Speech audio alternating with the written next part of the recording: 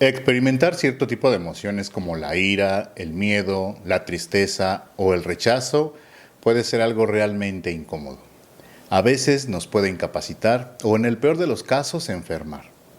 Esto es algo muy trillado. Muchas personas desestiman el impacto negativo de una emoción. Pero esta clase de emociones, a las que yo llamo de emergencia, inhiben directamente nuestro sistema inmunológico. Esto no es una filosofía New Age. El cortisol que segregamos al enojarnos o al preocuparnos es la sustancia más eficaz para detener las respuestas inmunológicas de nuestro cuerpo. De hecho, los médicos usan este tipo de sustancias para realizarlo intencionalmente. Por ejemplo, cuando alguien tiene una reacción alérgica, o para detener un proceso inflamatorio, o para evitar que nuestro sistema inmunológico rechace el trasplante de un órgano. La sustancia más efectiva jamás encontrada es una síntesis del cortisol. Se le conoce como cortisona. Pero más allá de las posibles consecuencias en nuestra salud, experimentar una emoción por tiempos prolongados puede significar una verdadera tortura. Desde tiempos remotos se han buscado soluciones a este problema. De hecho, sin que nos demos cuenta, es la principal motivación de toda la actividad humana. Compramos, nos casamos, nos divorciamos, nos reproducimos, trabajamos, producimos arte y muchas otras cosas para sortear nuestras emociones, para satisfacer nuestros deseos y evitar caer en la decepción, en la frustración, en la culpa, en la preocupación, entre muchas otras cosas. Pero cuando no somos capaces de canalizar correctamente nuestras emociones y caemos irremediablemente en una emoción de forma prolongada, buscamos ayuda. En algún momento todos hemos pasado por ello. Buscamos algo que nos libere de la experiencia. Por eso el alcohol es tan popular. O las sustancias ilegales que nos permiten evadir nuestras emociones. Y justo aquí es a donde yo quiero llegar. ¿Hasta qué punto liberar, detener o dejar de experimentar una emoción por medios externos es algo positivo?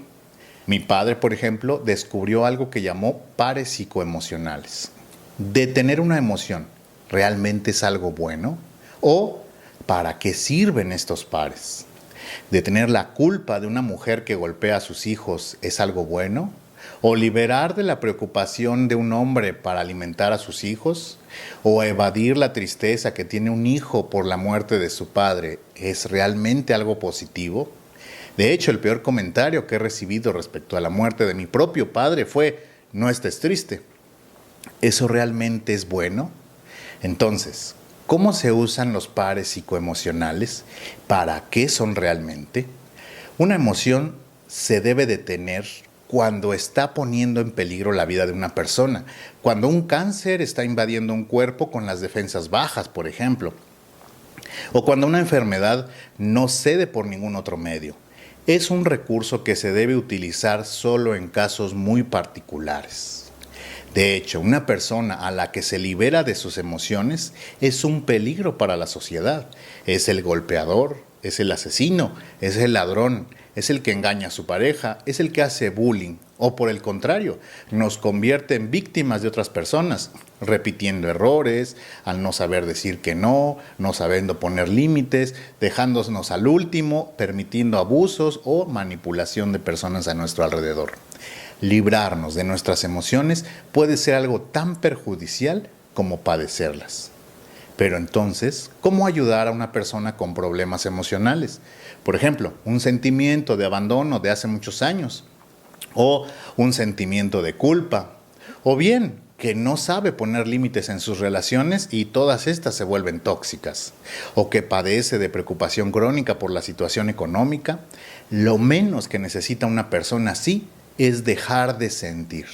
Lo que necesitamos las personas es aprender a usar nuestras emociones, comprender las reacciones básicas de los demás, desarrollar habilidades como la negociación, la tolerancia a la frustración, la planificación, liberarnos de la presión social, de la dependencia, aprender a poner límites saludables y muchas otras habilidades emocionales, conductuales e intrapersonales.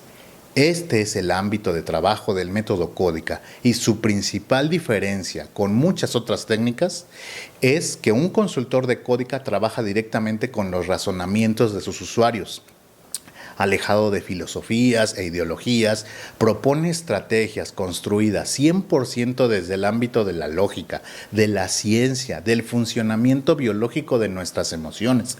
Utiliza un tipo de estimulación neurológica para acelerar el cambio de hábitos y patrones de conducta, ya que nuestro cerebro tiene una resistencia natural al cambio. Básicamente, Códica es un método de aprendizaje emocional acelerado por pulsos binaurales.